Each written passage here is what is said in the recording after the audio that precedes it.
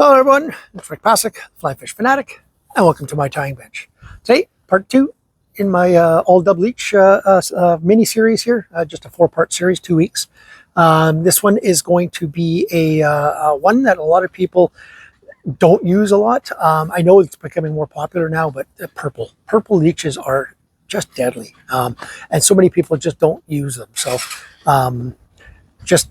start thinking about purple, especially in deeper waters, guys. Purples and blues are deadly, especially those in deeper waters. So this is my all dubbed purple leech. Let's get tying. So in the vise today, I gotta go over here because I think I put it over there.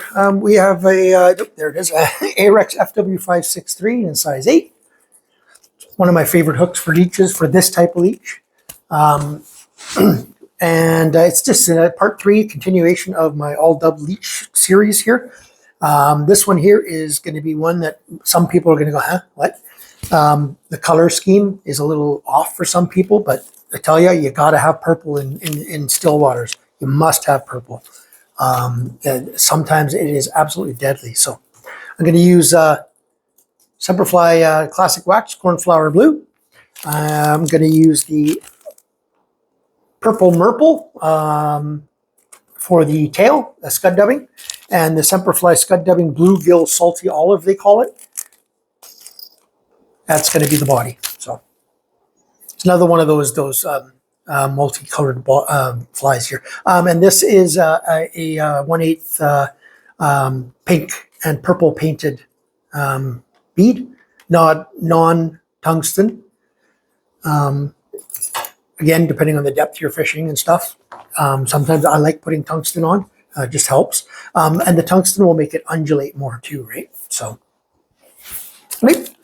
So, not like you guys haven't seen this before if you've watched, but try to put something new in every one of these videos, but they're pretty close to the same. So now again, I'm just going to pull out and you see how I'm getting the longer fibers. I'll lay that down. I'll do that again, and I usually do that 2 to 3 times, depending on how much I'm getting out every time. So there's my little package. And in this time, I think I'm going to be able to have more than enough to wrap it all the way, which is even better. You're not left with as much of a bump then, right? So, perfect. So now, again, too long, just pull your dubbing out. Just pinch and pull. Never cut. See how that looks. A little long still. There we go. Okay. So there's your purple tail. Now, I'm going to get the bluegill salty olive. Kind of a different name, but yeah, it does have a little bit of that olive coloring in it. So, okay, myself a nice dubbing loop all the way back.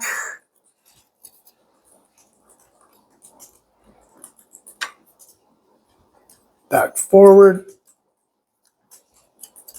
Now this is wax thread, but I still like putting a little bit of wax in between. Just helps. Now I'm going to do just pulling out little pieces like this, and then I'm laying them down in a row in front of on the desk here, just so I can roughly judge how much I need. And that should do nicely. So now I'm just going to open that up, lay that in there. Now you can use a tool like the loon tool that I showed you guys on the first one. I honestly prefer doing this kind of stuff by hand. I just like having that textile, that feel. Got a really good spin up. Get your barbecue brush.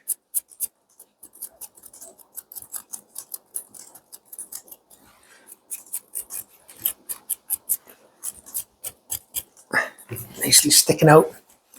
Wrap forward. Just like any other. Just make sure every turn you make, you stroke back that material.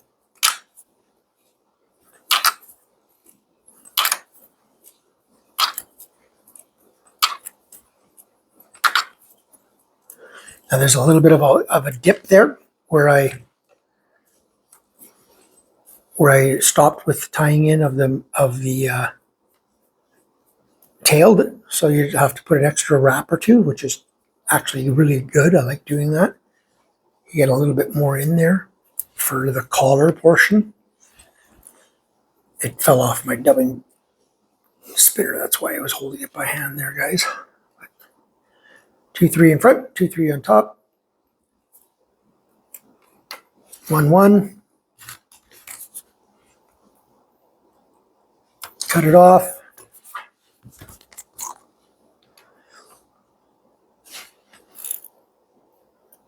Rid of Sally's.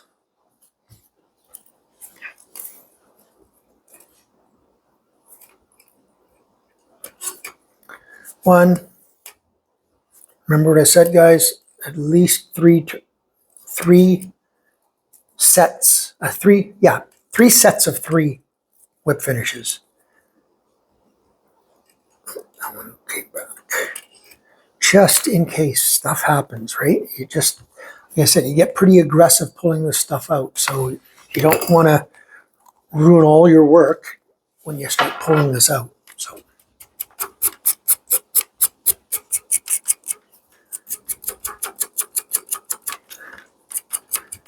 I don't know if you guys can see it on camera, but some of the smaller fibers that are in this scud dubbing are falling out doing this, right? And that's kind of what I want. I don't want it to fall apart when it's out in the water, right? So anything that's trapped is what I want to pull out.